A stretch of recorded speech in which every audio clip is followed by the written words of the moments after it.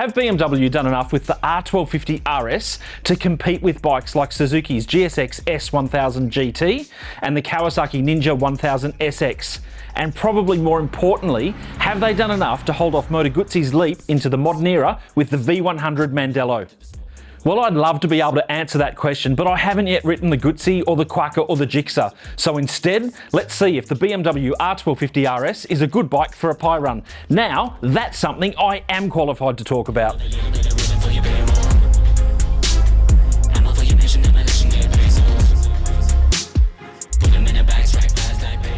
So, what's a pie run, I hear you ask? Well, back when I was in my 20s, I used to regularly ride with my dad. He was on his BMW R80 and I was on my BMW R65. About every second Friday, he'd give me a call, checking in to see what I was up to on the weekend and to see if I was keen to jump on the bike and head off for a coffee and a pie. Or as he would say, Roscoe, let's go on a pie run. So me, on an R-Series BMW in search of a pie is something that I'm a bit of an expert on. Now, BMW has a track record in shaking up the industry just when you least expect it. Think of the first GS, which made adventure touring an actual thing.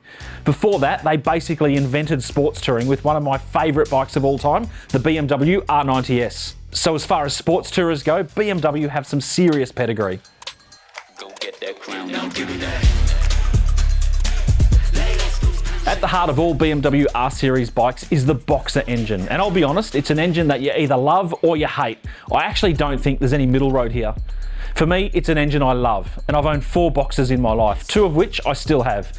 My R65 Airhead and my R18 First Edition. I also had an R80 a few years ago, and only just recently sold an R1200R, so it's a platform that I'm really familiar with. The R1250RS has a 1254cc air and liquid cooled twin cylinder 4-stroke Boxer engine with shift cam that has been around for a few years now.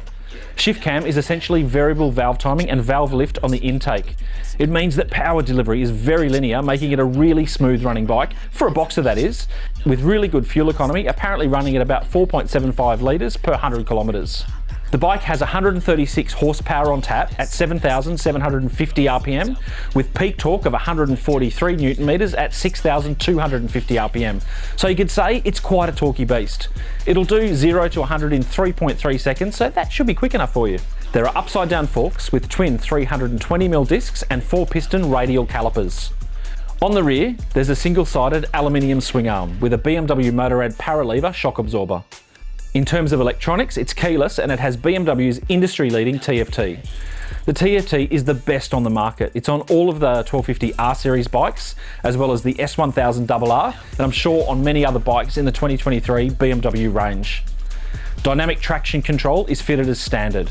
In Australia, the comfort package is standard on the Sport version and includes things like heated grips, tyre pressure monitors, the Akrapovic Sport silencer and cruise control. Other standard options include BMW ABS, dynamic brake control, some riding modes, new LED indicators, a daytime running light, a power and a USB socket. It is 2,187mm long, has a seat height of 820mm and is 243 kilograms wet. The price of the BMW R1250RS Sport is from $25,485 right away.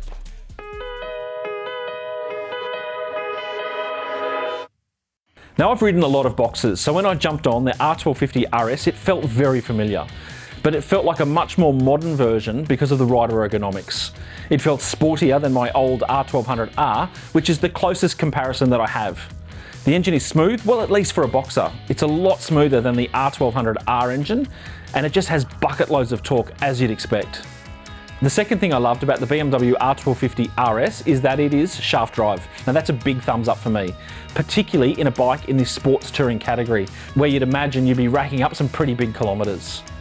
It's comfortable, as you'd expect from a bike in this style. It's another bike that the kilometres would simply roll on by. The ride position is a little bit sporty, but nothing extreme. The heated grips were great on cool winter mornings here in Sydney, but just like the heated grips on every BMW I've ever ridden, I found that I didn't need to set them any higher than the first heat setting, because level 2 was really warm and level 3 felt like a furnace. These heat settings are obviously made for European conditions, but set to level 1, they worked a treat. The R1250RS has a great suite of electronics that are really easy to control, with the wheel near the left side grip. In terms of rider modes, well, I just left it in dynamic, but it's nice to know there are other rider modes available. The TFT is easily the best on the market. It's very functional and very German. It's clear and it's really easy to read. There are no small fonts like I've seen on other TFTs, and for me, it's pretty intuitive to navigate. The cruise control works well. It's not the adaptive cruise control that's found on the R18 Transcontinental, but it works just fine. The thing with all of these electronics on bikes is that they make them usable and easy to ride, which I reckon is what you want if you're essentially going to be using this bike as a touring machine. So it's a thumbs up for me on the electronics. When you go to park it up, the side stand is really easy to locate and really easy to use.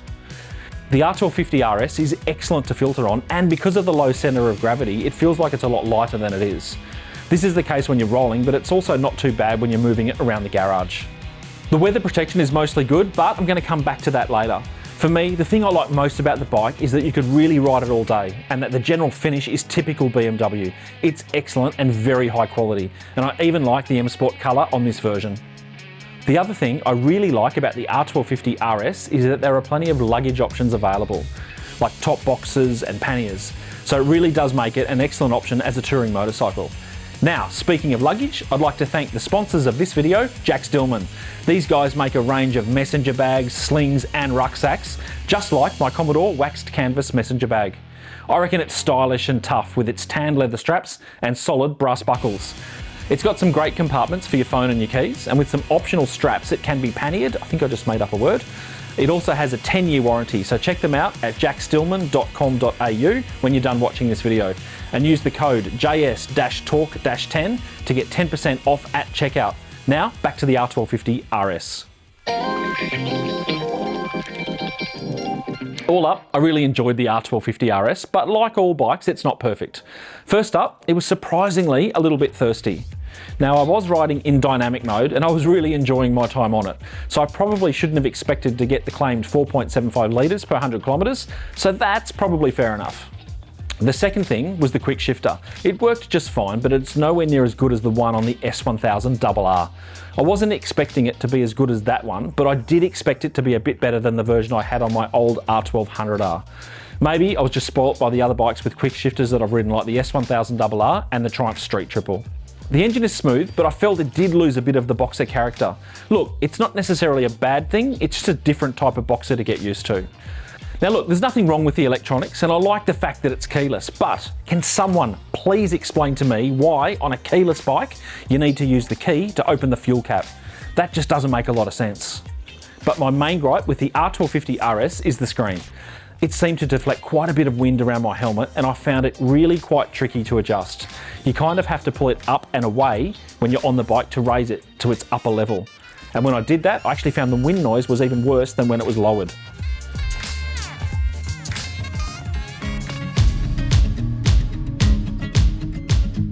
The BMW R1250RS is a bike that combines sporty performance with touring capabilities, offering us as riders the best of both worlds.